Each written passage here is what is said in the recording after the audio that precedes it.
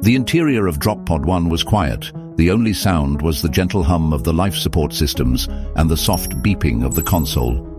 Marcus, Gian, Jax, and Ben were all busy with their respective tasks, trying to repair the damaged pod and prepare for the long wait ahead. Suddenly, the comms console crackled to life, and a voice burst through the static. "This is Sergeant Miller, Drop Pod 3.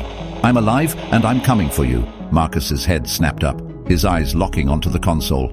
"That's not HQ," he said, his voice low and urgent. "Someone else is out there." Gian's eyes widened. "Could it be another drop pod?" Marcus nodded. "Let's find out."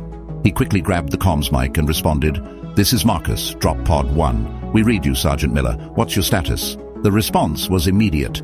"I'm alone, 7 clicks east of your position. My pod crashed hard, but I'm mobile. What about you?" Marcus glanced at his crew. "We're in one piece, but our pod is damaged.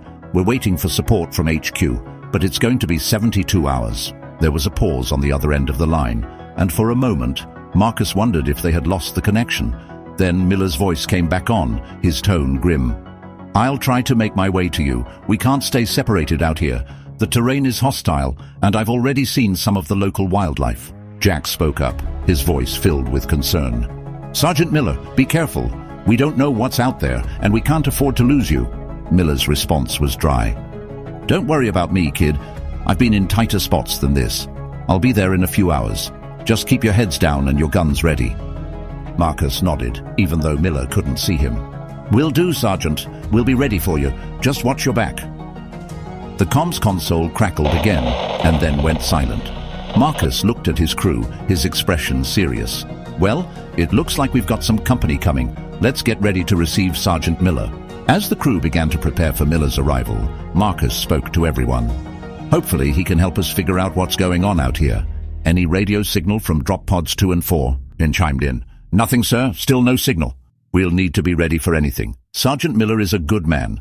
I remember his time at the academy and the field exercises. He's a valuable asset." Marcus said, "Let's secure this pod and prepare for his arrival. Keep an eye out for any other possible threats." The crew of Drop Pod 1 settled in to wait for Miller's arrival, their guns at the ready and their eyes scanning the horizon for any sign of danger. The fate of their mission and their lives hung in the balance, and they knew that the next few hours would be crucial to their survival.